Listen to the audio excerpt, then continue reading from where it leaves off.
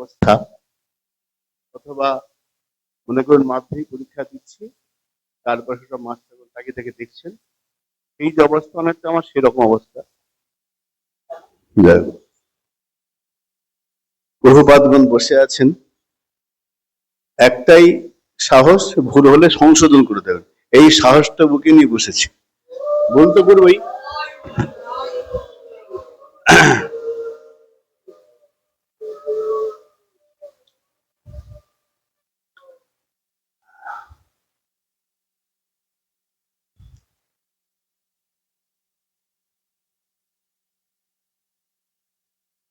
একটি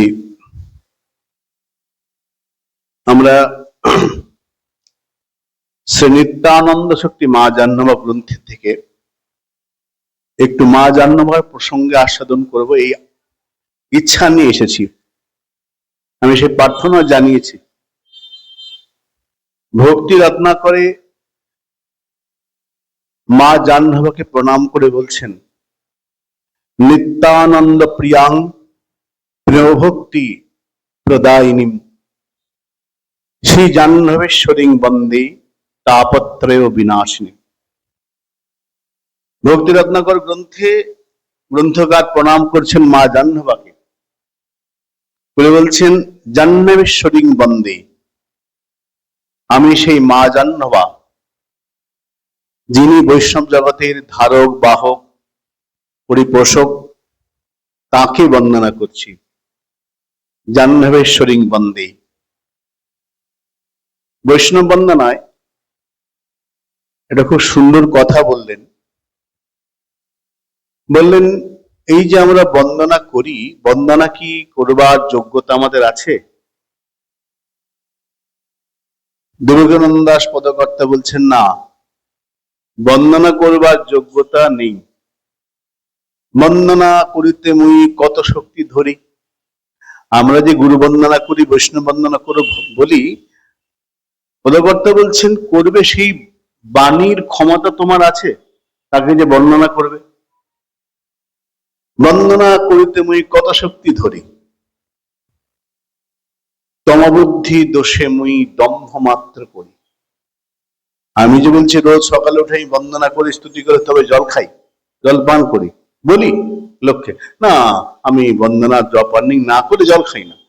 কথাটা হচ্ছে, বন্দনা যে গুরু বন্দনা করব, বৈষ্ণব বন্দনা করব, তার সেই বন্দনা করবার মতো ভাষা জ্ঞান, শব্দ চয়ন আমার কি আছে?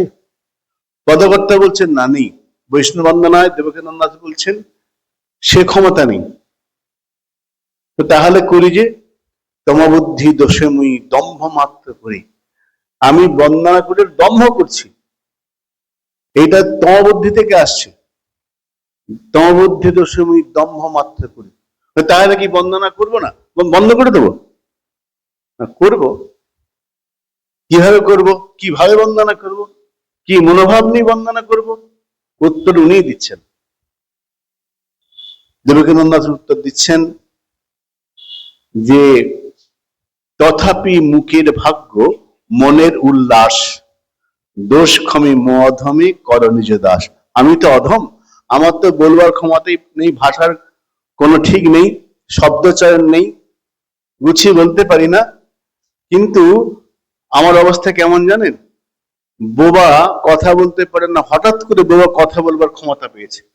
এইবার বোবা কথা বলতে পারে না, হঠাৎ যোগ্যতা ক্ষমতা পেয়ে গেছে, সে এতদিনের না বলতে পারে কথাটা বলছে, অনেকক্ষণ ধরে বলছে। এবার বলতে বলতে ভুল ভাল বেরিয়ে যায়।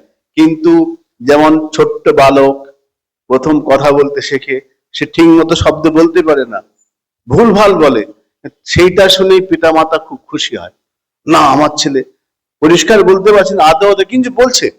তোর আধো আধো বলটা গুরুজনদের পিতা মাতার খুব ভালো লাগে। ঠিক তেমনি আমিও ভুলভাল তো বলবোই, কিন্তু যাদের জন্য বন্দনা তারা কিন্তু ভুল ত্রুটি ক্ষমা করে দেবেন, এই আশায় আমি করছি, এই জন্য করছি। দমা মাত্র করি। তথাপি মুখের ভাগ্য মনের উল্লাস, দোষ ক্ষমি। বলতে গিয়ে যদি কখনো ভুল হতেই পারে, আমার তো সেরকম বুদ্ধি ক্ষমতা নেই। যদি ভুল হয়, দোষ ক্ষমি মোয়াধমি করনিজ দাস। ক্ষমা করবেন কেন? বলে আমি তো নিজেকে দাস ভাবি। অধম দাস। তাই দাস মনে করে দাস যত ভুলই করুক না কেন, প্রভু কিন্তু সেটা ক্ষমা করে দেয়। কেন? প্রভু মানেই, নিশ্চিত প্রভু মুখে শুনেছিলাম আমাদের আচার্যদের, তিনি বলতেন প্রভু শব্দের অর্থ হলো অনুগ্রহে নিগ্রহে সমর্থ জ। যিনি অনুগ্রহ করতে পারেন, নিগ্রহ করতে পারেন, শাসনও করতে পারেন, আদরও করতে পারেন, দুটো যার মধ্যে আছে। দুটোকেই, যে দাস হবে তাকে দুটোকে স্বীকার করতে হবে। অনুগ্রহটা নেব, নিগ্রহটা নেব না, তাহলে সে দাস নয়। যে দাস হবে সে অনুগ্রহকেও নেবে, সে নিগ্রহটাকেও নেবে। তাই পদকর্তা বলছেন আমি তো ভুল ভাল বলতেই পারি, কিন্তু তুমি তো প্রভু, হে গৌর সুন্দর, হে নিতাই চাঁদ, যদি আমার কোথাও ভুল ত্রুটি হয় তুমি আমার ক্ষমা করে দিও, কেন আমি তোমার দাস। যেহেতু দাস, দাসের শত অপরাধ প্রভু ক্ষমা করে দেয় নিজ গুণে, আমি সেই জন্য বন্দনা করব। তো এখানে মহাজন বলছেন বন্দে জাহ্নবীশ্বরীম, সেই মা জাহ্নবা, তাকে বন্দনা করছি। তার পরিচয় কি? বলে পিতার নাম সুরদাস পণ্ডিত, খুল্লতাত, যিনি গৌরীদাস পণ্ডিত। গৌরীদাস পণ্ডিতের পরিচয় গৌর গণিত দীপিকায় বলছেন সুবল য প্রিয় শ্রেষ্ঠ সো গৌরীদাস পণ্ডিতা।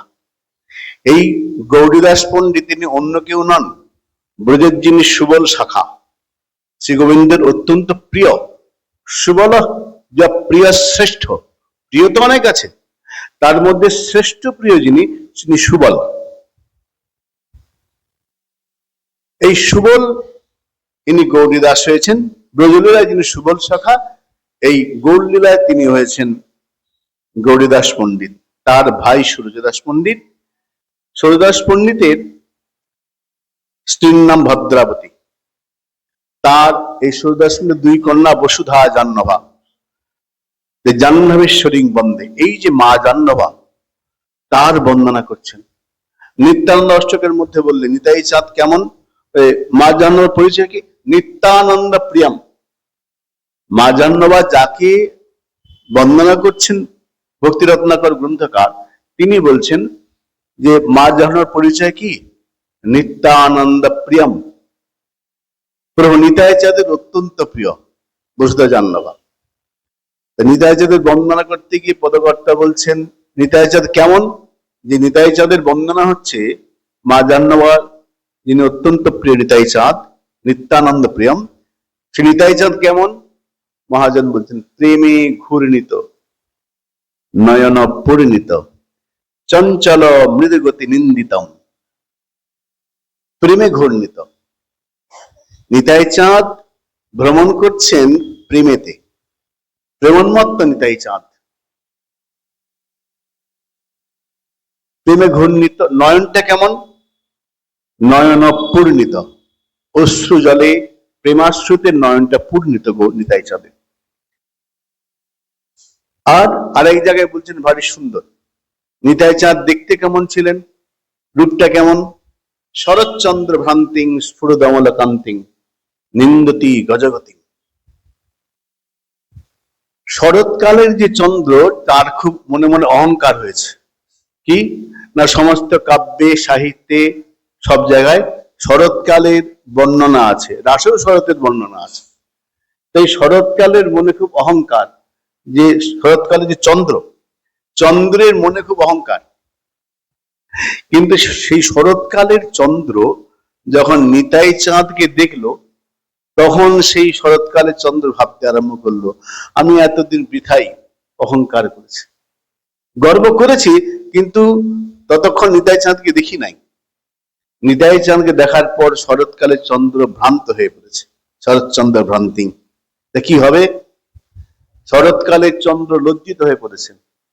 আমি এটা ব্যাখ্যাটা শুনেছিলাম প্রভুপাদ যেহেতু গোস্বামীর মুখে, যেটু বলেছিলেন দেখো কি হয়েছে না, হেরি সুধা করো মুরুচি চরণে করু। আকাশের চাঁদ যখন নিতাই চাঁদকে দেখলো, চাঁদ তখন লজ্জিত হয়ে গেল, আমি ভুল করেছি। হেরি সুধা করো, আকাশ থেকে তখন চাঁদ নেমে এলো। যাবে কোথায়? এতদিন তো বৃথা গর্ব, দম্ভ মানে মিথ্যা, মিথ্যা গর্ব, মিথ্যা অহংকার, এতদিন তো মিথ্যা অহংকার করেছি, যাব কোথায়? তখন হেরি সুধা করো মুরুছি চরণে পড়ুক। শরৎকালে চাঁদ মূর্ছিত হয়ে কোথায় পড়লো? নিতাই চাঁদের চরণে। কি হয়ে পড়লো? চাঁদ ভাবলো লোকে আনন্দে আহ্লাদে আটখানা হয়, আমি আটখানা হব না, 10খানা হব। শরৎকালে চাঁদ মূর্ছিত হয়ে 10খানা নখ হয়ে নিতাই চাঁদের চরণে নখ চন্দ্রিমা হয়ে রয়ে গেল। রঘু 10 নখ রূপ ধরি। 10 নখে 10টা নখে, এই যে নখের গোড়া একটা চাঁদের মতো দাগ থাকে, নখ চন্দ্রিমা বলে, ওইটা হয়ে রয়ে গেল। রঘু 10 নখ রূপ ধরি, সেই নিতাই চাঁদ। তার প্রিয়া বসুধা জাহ্নবা। আমাদের রাধা কুণ্ডের শ্যামসুন্দর দাস পণ্ডিতজি, এখন যিনি মুখরায় থাকেন, তিনি একটা গৌরী বৈষ্ণব তীর্থ প্রয়োজন গ্রন্থ লিখেছেন। সেখানে একটা ভারী সুন্দর প্রসঙ্গ তিনি লিখেছেন, জনশ্রুতি। তা প্রসঙ্গ লিখছেন, প্রভু নিতাই চাঁদ যখন বিবাহ করলেন, বিবাহ করার পরে এখন গৃহিণীকে তো নিয়ে এসেছেন, তাই গৃহ তো প্রয়োজন, ঘরের তো প্রয়োজন, গৃহ প্রয়োজন। তা কোথায় গৃহ করব? সংসার তো পাততে হবে। নিতাই চাঁদ যখন বর্তমান যে খর্দ, সেখানে গঙ্গার তীরে খোঁজ করলেন ভূস্বামী কে আছে, জমিদার। জমিদার উনি লিখেছেন জনশ্রুতি। জমিদার কাছে গিয়ে বললেন, আমি সংসার করেছি, তো আমাকে জায়গা দাও, আমি এখানে গৃহ নির্মাণ করবো, থাকবো। ভূস্বামী এখন বলছেন, সন্ন্যাসী, তিনি আবার এখন গৃহিণীকে নিয়ে এসছেন। তো গৃহিণীকে নিয়ে এসছেন, তো গৃহ সংসার করবেন, জায়গা খুঁজে নিন। হ্যাঁ, তো নিতাই চাঁদ বলছেন, কোথায় জায়গা? তো তখন গঙ্গার ধারে দাঁড়িয়েছিলেন, একটা খড় নিয়ে, টুকরো নিয়ে বলে, এই যে খড় নিন, কোথায় করবেন? তো ছুড়ে দিলেন। যেখানে খড়টা পড়লো সেইখানে একটা চর ভেসে উঠলো, চর জায়গা। সেই জায়গায় নিতাই চাঁদ ওই খড়টা পুড়ে গেছিল, ছুড়ে দিয়েছিলেন, সেইখান থেকে খড়দহ জায়গা, এরকম লিখেছেন। তা নিতাই চাঁদ এমন অদ্ভুত, হ্যাঁ, প্রেম বিলাস গ্রন্থে আছেন। এটা সুবিধা, এনাদের পাশে বসে বসলে ভুল হলেও সঙ্গে সঙ্গে বলে মনে করে দেবেন, এই সুবিধাটা আছে। যাই হোক, তো নিত্যানন্দ প্রিয়াম, প্রভু নিতাই চাঁদের অত্যন্ত প্রিয় মা জাহ্নবা। মহানামব্রত যে লিখছেন, প্রভু গৌরসুন্দরের পর, নিতাই চাঁদের পর যখন অদ্বৈতী প্রভু চলে গেলেন, তখন বৈষ্ণব জগতের খুব অবস্থা খারাপ। কে ধরবেন বৈষ্ণব জগৎকে? বিষ্ণুপ্রিয়া দেবী ছিলেন, কিন্তু তিনি এমন নিজেকে আবদ্ধ করে ফেললেন ভিতরে, একদম অন্তরালে চলে গেলেন, তিনি সামনে এলেন না। তখন মা জাহ্নবা এগিয়ে এলেন, বৈষ্ণব জগৎকে ধরেছিলেন।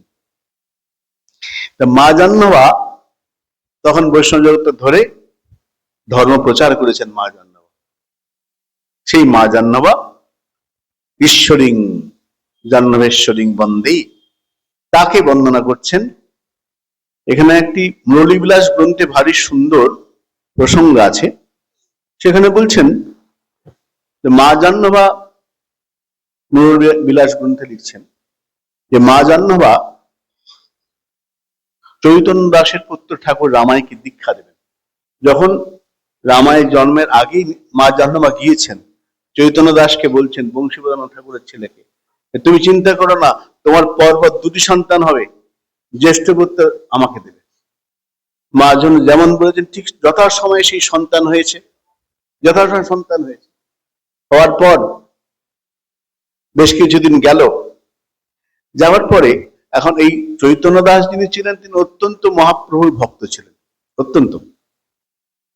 ঠাকুর আমার একটু বড় হয়েছেন, যখন বড় হয়েছেন, তখন ইনি গিয়ে মা জাহ্নবা বলছেন যে, আমি তো তোমাকে বলেছিলাম তোমার সন্তানকে আমাকে দাও, রামাইকে দাও। এবার চৈতন্য দাস তখন তিনি ঠিক মন থেকে মানতে পারছেন না, দেবেন কি দেবেন না, দ্বিধাগ্রস্ত অবস্থা। কেন না, এই জন্যে এটা মা জাহ্নবার মহিমা, সেটা ব্যক্ত করবার জন্য নতুন লীলা প্রকট হল। এটা মা জন্মাবার মহিমাকে প্রকাশ করার জন্য উনি তখন বলছেন যে আমি আপনাকে আমার সন্তান দেব, আপনি দীক্ষা দেবেন, কিন্তু আমার কয়েকটা প্রশ্ন আছে। কি প্রশ্ন? বলছেন, ঠাকুর কহেন গুরু বস্তু কি বা হয়, নিশ্চয় করিয়া কহ। ঘুচুক সংশয় একমাত্র গুরু উপদেষ্টা সবাকার, বহবহ গুরবসন্তি, কি অর্থ ইহার? মা জাহ্নবীকে প্রশ্ন করছেন চৈতন্য দাস, প্রশ্ন করছেন। এই প্রশ্নের মাধ্যমে মা জাহ্নবীর যে মহিমা, তিনি যে ঈশ্বরী, সাধারণ রমণী নন, তার মহিমা ব্যক্ত করবার জন্য এই লীলা প্রকট করছেন। ভারী সুন্দর। চৈতন্য ঠাকুর বলছেন, দাস বলছেন, গুরু বস্তু কি বা হয়? গুরুকরণ তো হবে, তো গুরুকে তো জানতে হবে গুরু কি বস্তু, গুরু তত্ত্ব তো কি জানতে হবে। তো প্রশ্ন করছেন, গুরু বস্তু কি বা হয়, গুরুর কাজ কি? সাধারণ কথা আমরা বলি যে গুরু অজ্ঞান থেকে জ্ঞানাতে নিয়ে যাবেন। অজ্ঞান তিমিরান্ধস্য জ্ঞানাঞ্জন শলাকয়া চক্ষুর উন্মীলিতং যেন তস্मै শ্রী গুরবে নমঃ। এই শ্লোকটি বললেন মা জাহ্নবী। বললেন সবই তো বুঝলাম, কিন্তু বহব গুরুবসন্তি, গুরু অনেক হতে পারে। আবার শাস্ত্রে এটাও বলেছেন মন্ত্র গুরুস্ত এক, এটাও বলা আছে ভক্তি রসম সিন্ধুতে, গুরু একজনই হবেন। আবার কোন কোন জায়গায় বলছে অনেক গুরু হতেই পারে। এইটা কি বস্তু, গুরু বস্তু কি বা হয় প্রশ্ন করছেন। মা জাহ্নবী বলছেন, শোনো, প্রথমে বুঝতে হবে, বলে তো দিলাম অজ্ঞান তিমিরান্ধস্য। এখন অজ্ঞান বলতে কি, অজ্ঞান জিনিসটা কি বুঝতে হবে। অজ্ঞান শব্দতে বস্তু জ্ঞাতব্য যে নয়, অজ্ঞান মানে বস্তুকে জানা যায় না, যা অজ্ঞান, জ্ঞানের অভাব অজ্ঞান। এখন এটা মায়ার কাজ, অজ্ঞান মায়ার অংশ, মায়া ভুলি দেয়। অজ্ঞান যখন হয় তখন দুটো কাজ হয়, অহন্তা মমত্ব, স্বরূপের বিস্মৃতি, আমি কে এটা ভুলে যায়। জীব নিত্য কৃষ্ণ দাস তাহা ভুলে গেলা, আমি কে এটা ভুলিয়ে দেয়। আর আমি যেটা নই, এই দেহটাকে আমি ভাবতে আরম্ভ করি, দেহে আচ্ছাদিত সেই জ্ঞান। দুটো কাজ হল, একটা স্বরূপের বিস্মৃতি, আর যেটা যা নয় তাকে সেটা ভেবে নেওয়া, অহং মামা আদি পরম, এর মধ্যে আটকে যায়। যে মায়া দুটো কাজ করে, অজ্ঞান, এটা মায়ার বৃত্তি, যেটা নয় তাকে সেটা ভাবিয়ে দেয়, অজ্ঞান। আর অন্ধ মানে প্রপঞ্চ, এই যে মায়া প্রপঞ্চ, এটা অন্ধ। আর জ্ঞান মানে বস্তু যেটা যা, তাকে ঠিক ঠিক জানতে পারার নাম হচ্ছে জ্ঞান। বস্তু, জ্ঞান শব্দে কহে যাতে বস্তু তত্ত্ব হয়। মা যেন বলছেন, চৈতন্য দাস বলছেন, সবই তো বুঝলাম, তো জগতের গুরু গৌর সুন্দর, গুরু তো গৌর সুন্দর আসেনি, আবার গুরু করার প্রয়োজন আছে? আর তো প্রয়োজন নেই, গুরু তো গৌর সুন্দর রয়েছেন। এমনকি কৃষ্ণ বন্দনার মধ্যেও বলা হলো কৃষ্ণং বন্দে জগৎ গুরু, কৃষ্ণচন্দ্র কেমন জগৎগুরু। তো জগৎগুরু তো কৃষ্ণ রয়েছেন, মহাপ্রভু তো রয়েছেন, আবার গুরুকরণ কি করার প্রয়োজন? চৈতন্য দাস প্রশ্ন করছেন। দেখুন, মা জাহ্নবী উত্তর দিয়ে যাচ্ছেন পরপর। গুরু মানে শিষ্যের অজ্ঞান অন্ধকার দূর করবেন, তমসো মা জ্যোতির্গময়, অন্ধকার থেকে আলোয় নিয়ে যাবেন, অসৎ থেকে সতে নিয়ে আসবেন, অসত মা সদ্গময়, মৃত্যুং মা অমৃতঙ্গময়, সৎ অসৎ থেকে সতে নিয়ে আসা, অন্ধকার থেকে আলোয় নিয়ে যাওয়া, মৃত্যু থেকে অমৃত্যুর দিকে নিয়ে যাওয়া, অমৃতের দিকে নিয়ে যাওয়া, এটা গুরুদেবের কাজ। মা জাহ্নবী সেই কাজটি করছেন। বলেন, দেখো তোমাকে বলি, সেই ভগবান জগতের গুরু, দেহ প্রেমাধীন তার রাধা কল্পতরু। মা জাহ্নবী বলছে, হ্যাঁ কৃষ্ণ জগৎ গুরু, জগতের গুরু, সেই ভগবান হয় জগতের গুরু, কিন্তু তিনিও বাধা পড়ে রয়েছেন। কৃষ্ণচন্দ্র জগৎ গুরু, অসুবিধার অস্বীকার করার উপায় নেই, নিশ্চয়ই, কিন্তু তিনিও বাধা, তিনিও আরেকজনকে গুরুকরণ করেছেন। কেন? চরিতামৃত বললেন না, রাধিকার প্রেম গুরু, আমি শিষ্য নট, স্বীকার করেছেন। যাকে জগৎগুরু বলছো সেও আরেকজনের স্বীকার করেছেন, আমি আমি শিষ্য, আমি শিষ্য নট। সদা মায় নানা নিত্যে নাচায় উদ্ভট। কৃষ্ণ ভগবান যাকে জগৎগুরু বলছো তিনি স্বীকার করছেন, অতএব গুরুকরত্ব করতেই হবে। মন্ত্রগুরুস্তকে, হ্যাঁ মন্ত্রগুরু এক করতে হবে। চৈতন্য দাস ছেড়ে কথা বলবার লোক নন। তিনি বলছেন, চৈতন্য কহেন রাগের কোথা জন্মস্থান। আচ্ছা, ভগবত চরণের রাগানুগা ভক্তি আমাদের তো রাগানুগা, এই যে রাগ ইষ্টে গাঢ় তৃষ্ণা, এই রাগটা কোথা থেকে আসবে? শিষ্যের প্রশ্নগুলো দেখুন, প্রশ্ন করছেন কেন? চৈতন্য কহেন রাগের কোথা জন্মস্থান। অনুরাগ, রাগ, রাগানুগা, রাগাত্মিকা, অনেক ভাগ আছে। এখন মূল কথা রাগ, রাগাত্মিকা, রাগানুগা এগুলো তো আছেই, কিন্তু ইষ্টে গাঢ় তৃষ্ণা স্বরূপ লক্ষণ রাগের, গাঢ় তৃষ্ণা ভগবত চরণ। এই ইষ্টে গাঢ় তৃষ্ণা যে রাগ, সেটা জন্মস্থান কোথায়? মা জাহ্নব উত্তর দিচ্ছেন, জাহ্নব কহিন কাম হইতে উপাদান। কামানুকা ভক্তি, সম্বন্ধানুকা ভক্তি ভাগ রয়েছে, ওইখান থেকে আসছে। চরিতামৃত বলছেন কাম প্রেম বহুত অন্তর, কিন্তু ভক্তি রত্না ভক্তি সম্রাট সিন্ধুতে বলেছেন প্রেমেরই আরেকটি নাম কাম, বাসনা। কাম মানে যে কোনো রকম বাসনা, ভগবত বাসনা হতে পারে। ঠাকুর নরোত্তম এতে আরেকটু স্বরূপকে ভগবত সেবায় লাগিয়ে দিচ্ছেন। এমনি স্বরূপ মানে শত্রু, কাম ক্রোধ লোভ ছয় জনে লয়ে ফিরে নানা স্থানে বিষয় ভুঞ্জায় নানা মতে। আর সেই ঠাকুর নরোত্তম বলছেন স্বরূপের মধ্যে পাঁচটাই ভগবত সেবায় লাগবে। কি করে? কৃষ্ণ সেবা, কামার পণি, ক্রোধ ভক্ত দেশি জনে, লোভ সাধু সঙ্গে হরি কথা, মোহ ইষ্ট লাভবিনী, মদ ইষ্ট গুণগানে, নিযুক্ত করিব যথা তথা।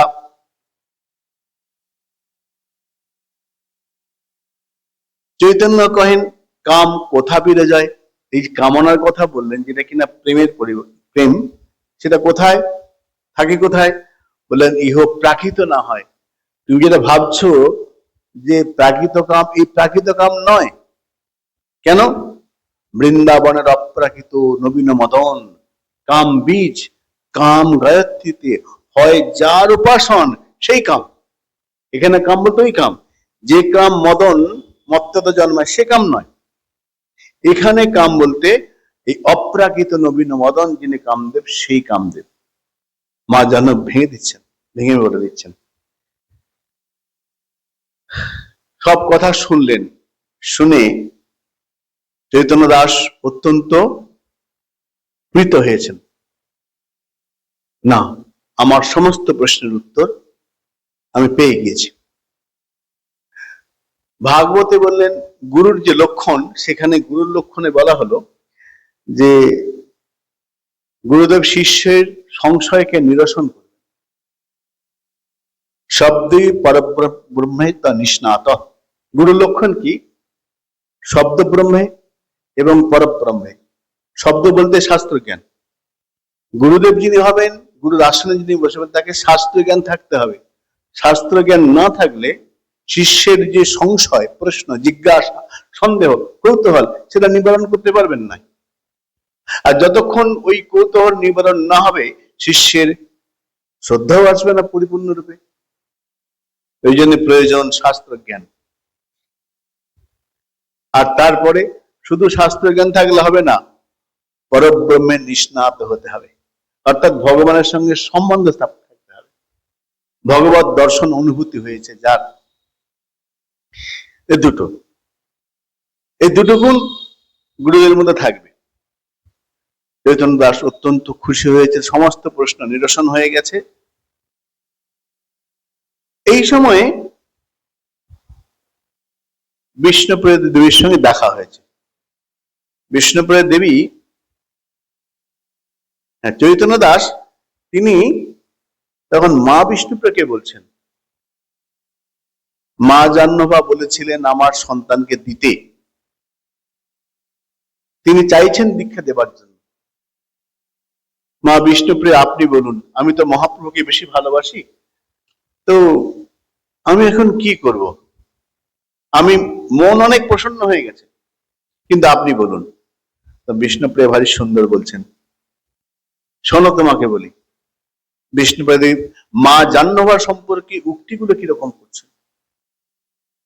অনঙ্গ মঞ্জুরি পূর্বে রাই সহোদরী, ইদানিং জাহ্নবা নাম কহিনু বিবরী, নিত্যানন্দ পতিনী ইনি, না করো সন্দেহ, শ্রী চৈতন্য নিত্যানন্দ একই বিগ্রহ।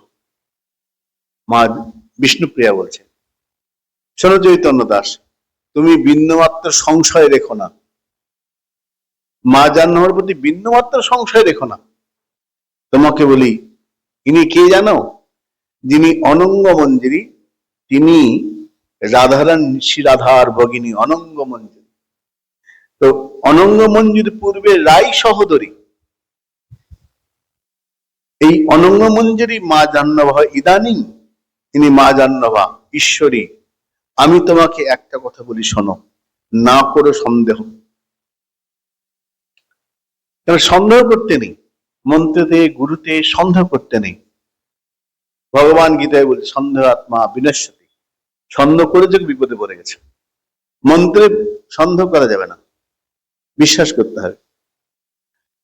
তো তুমি সন্দেহ করো না, তুমি মা জাহ্নবী যা বলছেন তুমি তাই করো, দাও, আমি বলছি। তখন এই যে ঘটনাটা ঘটলো, কেন? মা জাহ্নবীর মহিমা তত্ত্ব প্রকাশের জন্য ঘটনা ঘটলো। চৈতন্যদাস যেটা করলেন সেটা ইচ্ছা করে করেননি, মা জাহ্নবীর লীলা প্রকাশ করবার জন্য, তিনি তত্ত্ব তো কি সেটা বোঝাবার জন্যই করেছেন। এখানে চৈতন্যদাসের কোনো দোষ নেই। তখন মা জাহ্নবী মন্ত্র দিচ্ছেন ঠাকুর রামাইকে। কিভাবে দিচ্ছেন? ইষ্ট নাম শুনাইলা নিজ অভিমত, গায়ত্রী শুনাইলা তাই অর্থের সহিত। মা জাহ্নবী যখন মন্ত্র দিচ্ছেন রামাই ঠাকুর রামাইকে, ইষ্ট নাম শুনাইলা, নাম শোনাচ্ছেন। প্রথমে কিভাবে শোনাচ্ছেন? ইষ্ট নাম। ভাগবতামৃতে সনাতন গোস্বীপাদ সেখানে বললেন, সপ্রিয় নাম কীর্তা, তোমার যে প্রিয় নাম, যে নাম করলে তোমার আনন্দ হয়, তোমার গুরুদেব তোমাকে যে প্রদত্ত নাম দিয়েছেন সেই প্রিয় নাম, সেই নামকে ভালোবাসো। সপ্রিয় নাম কীর্তা, তুমি নামকে ভালোবাসো, নামে অনুরাগ করো। শিক্ষাষ্টকের মধ্যে মহাপ্রভু বলছেন, দুর্দৈব নামে নাহি নহিল অনুরাগ, আমার কপাল দুর্ভাগ্য, এমন নামে অনুরাগ হচ্ছে না। ইষ্ট নাম শুনাইলা, প্রিয় নাম, ইষ্ট নাম যেটি, সেই নাম দিচ্ছেন। আর মন্ত্র দিলেন, গায়ত্রীও দিলেন। কিন্তু গায়ত্রী কিভাবে দিচ্ছেন? মন্ত্র গায়ত্রী শুনাইলা তার অর্থের সহিতে, গায়ত্রী মন্ত্র কানে কানে বলে দিচ্ছেন মা জাহ্নবী রামাই ঠাকুরের অর্থ সহিত। কাম্বীজ শুনাইলা করি সমাদর, তবে শুনাইলা তার অর্থের প্রকর। দেহ নিরূপণ জপ্ত করব। এইবার সিদ্ধদের প্রসঙ্গ আছে। দেহটা কেমন হবে? দেহ নিরূপণ, সিদ্ধ বস্থা অনুকরণ, সাধকা অনুমত আর স্মরণ মনন, তবে শুনাইলা পঞ্চদশ আরাখ্যান। এক এক করে সমস্ত মন্ত্রের অর্থ বিচার বলে বলে দিচ্ছেন। হরিভক্তি বিলাসে বললেন, মন্ত্রস্য পরিজ্ঞানম, মন্ত্র তো পেয়েছি, কিন্তু মন্ত্রের যে পরিজ্ঞান, মন্ত্রের অর্থবোধ, মন্ত্রের সঙ্গে মন্ত্র দেবতার সমন্বয়, এগুলো ঠিকঠাক করতে হবে। এটা গুরুদেবের কাছ থেকে আসবে, তিনি দেবেন। মন্ত্র, মন্ত্র দেবতা, তার সমন্বয়, তার ঋষি প্রয়োগ, মন্ত্রার্থ। আমাদের পুরোহিত দর্পণে আছে যে সেখানে বললেন জপ সম্পত্তি হে, তবে জপ তো করছি, জপের ফল পেতে গেলে কতগুলো স্তর পার করতে হবে। মনস সংহারানম, প্রথমে মনটাকে বিষয় থেকে সরিয়ে এক জায়গায় আনতে হবে। মন বিভিন্ন বিষয়ে সরিয়ে রয়েছে। আমাদের দর্শন শাস্ত্রে বললেন চিত্তের 5টা অবস্থা: ক্ষিপ্ত, বিক্ষিপ্ত, মূঢ়, একাগ্র, সমাধি, চিত্তের অবস্থা। তো সেখানে বেশিরভাগ ক্ষেত্রেই আসনে বসলেই মন কিন্তু বিক্ষিপ্ত থাকে। ক্ষিপ্ত মানে একটা ক্ষিপ্ত শব্দ, একটা বিক্ষিপ্ত শব্দ। ক্ষিপ্ত মানে হচ্ছে বিষয় থেকে বিষয়ান্তরের গমন, একটা বিষয় করতে করতে আর একটা বিষয় চলে যায়, এই অবস্থাটার নাম ক্ষিপ্ত।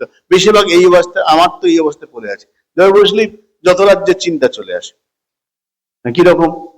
এক সাধু ওম স্বামী বলে ভারী সুন্দর বলছেন, তিনি বলছেন একটা ভক্ত ঠাকুর পূজা করতে বসেছে, বাজার থেকে কলা কিনে নিয়ে এসছে, ঠাকুরের সামনে বসে কলাটা ছাড়াচ্ছে, আসনে বসে কলা ছাড়াচ্ছে, ছাড়াতে বলছে বাবা কলার যা দাম এখনকার দিনে, আর ভোগ গলানো মুশকিল, যা দাম জিনিসপত্রে, কলার খুব দাম, খুবই দাম। এই কটা কলা কত দাম নিল বাজারে, কি জিনিসপত্রের দাম তো আগুন। এরপরে লোকটাই, দোকানদার কি করবে, সে তো ব্যবসা করতে বসেছে, তার কোনো দোষ আছে? সে ব্যবসা করতে বসেছে, তার তো দোষ নেই, তাকে তো সংসার করতে হবে, তো সে বিক্রি করছে, তো সে যে দাম কিনে তাতে একটু বাড়াতে হয়েছে। তার সঙ্গে তারপরে পেট্রোলের যা দাম বেড়ে গেছে, গাড়ির যা খরচা, এই করে করতে করতে করতে তো সে কলা ছাড়িয়ে কলা ভোগ লাগাবে। কলার দাম, দোকানদারের অবস্থা, পেট্রোলের দাম, তার থেকে রাজনীতি, প্রধানমন্ত্রীর মুখল সব হয়ে গেল এদের জন্য। তো ছিল কলা ভোগ লাগানো, কলা থেকে দোকানদার হয়ে, পেট্রোল ডিজেল হয়ে, একেবারে মুখ্যমন্ত্রী প্রধানমন্ত্রী সবার সত্যানাশ করে দিয়ে, আরে যা কোথায় ছিলাম যেন, ভোগ লাগাচ্ছিলাম। এইটা হচ্ছে অবস্থা।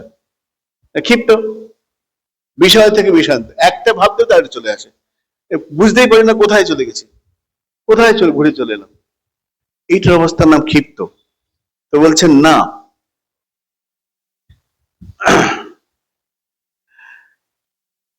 হ্যাঁ, তো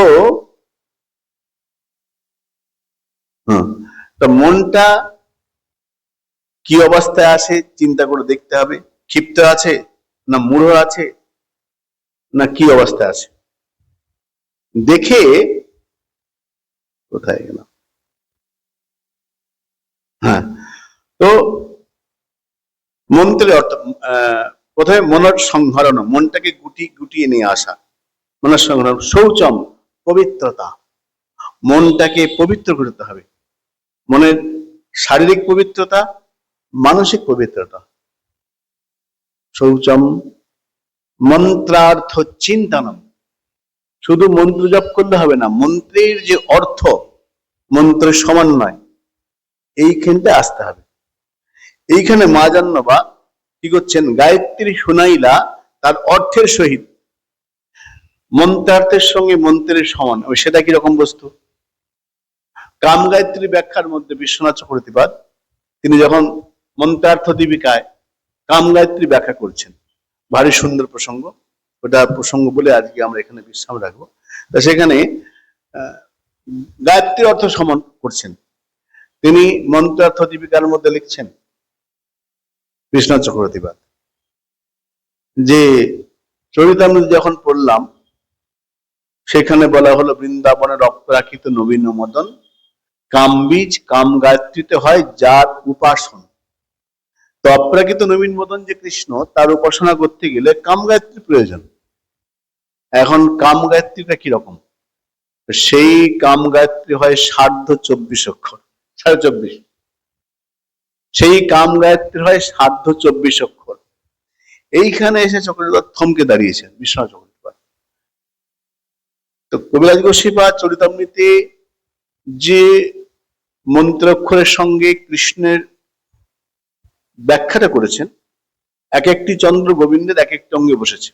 24.5 অক্ষর, কিন্তু অর্ধেকটা মিলাতে পারছেন না। অর্ধ অক্ষর কোনটা, এটা আর মিলাতে পারছেন না। যতগুলো অক্ষর আছে সেখানে অর্ধ অক্ষর কোনটা?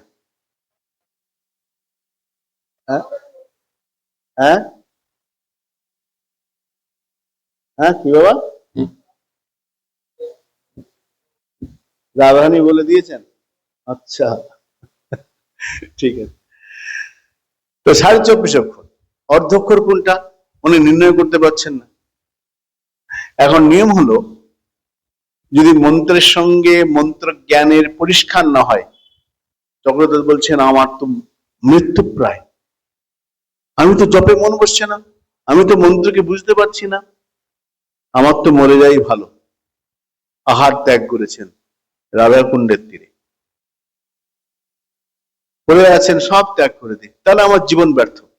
কেন? মন্ত্র অর্থ মন্ত্রার্থ বুঝতে পারছি না, আমার জীবনে কোনো মূল্যই নেই, কি হবে আমার জীবন? সব ছেড়ে পড়ে আছে। অর্ধ অর্ধ বাহ্য দশা কুণ্ডে ঝাঁপ দিয়েছেন। অর্ধ বাহ্য দশা দেখছেন রাধারানী এলেন, এসে একটা গ্রন্থ তার হাতে দিলেন, বর্ণার সমাগম ভাষ্য। সেই গ্রন্থের মধ্যে অর্ধ অক্ষর কোনটা সেইটা বর্ণনা করা আছে।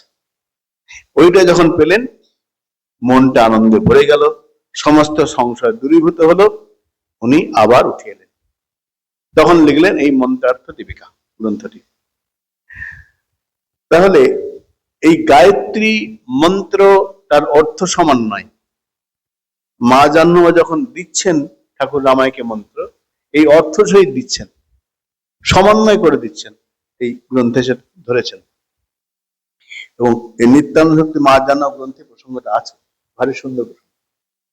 তো আমরা দেখলাম জাহ্নবী ঈশ্বরী বন্দে, প্রভু নিতাই চাঁদ ঘর নিত্যানন্দ ঘর মা জাহ্নবা, তার বন্দনা করে ভক্তি রত্নাকর বলছেন তাপত্র বিনাশিনী প্রেয় ভক্তি প্রদায়িনী। মা জাহ্নবার কি কি গুণ? দুটো গুণ, তাপত্র বিনাশ করেন আর প্রেম ভক্তি দান করেন। এবং এইখানেই ভাবোল্লাসা রতির কথা যখন বৃন্দাবনে গমন করছেন, ঠাকুর রামায়কে ভাবোল্লাসের মন্দির স্বরূপের কথা সেগুলো বিস্তৃত হয়ে বর্ণনা করে শুনিয়েছেন ঠাকুর রামায়কে। মুরলী বিলাস গ্রন্থে ভারী সুন্দর বর্ণনা আছে। ভাবোল্লাস রতি, সখীদের ভাগ, কত প্রকার সখী, সুন্দর সুন্দর বলেছেন। মা জাহ্নবার বন্দনা করে এখানে বললেন বন্দে জাহ্নবীশ্বরী।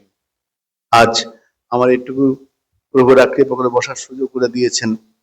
মা জাহ্নবা প্রভু নিত্যানন্দ ঘরণী, তার আমার সাধ্য বাণীর তো ভুল ত্রুটি থাকবেই, তার মধ্যে ওই তথাই মুখের ভাগ্য বলে নিজের বাণী শোধনের জন্য একটু বসলাম। এই শিবার সঙ্গনে একটা যোগপীঠ, সেখানে বসতে পারাটা অনেক অনেক অনেক অনেক সৌভাগ্যের ব্যাপার। আমাকে আমার মতো অধমকে বসতে দিয়েছেন, এটাই আমার অনেক। এবং পাশে থেকে প্রভু আমাকে ওইখান থেকে শক্তি নাহলে বলতেই পারতাম না, যেটুকু বলতে পারলাম। যদি কিছু ভালো থাকে সেটা এনাদের আশীর্বাদ, যা কিছু ভুল ত্রুটি আমার আমার দোষ, এই বলে এখানে বিশ্বাস। সেগুলো প্রেমানন্দে নিতাই গৌর হরি, হরে কৃষ্ণ কৃষ্ণ কৃষ্ণ হরে রাম। কথা বলবেন।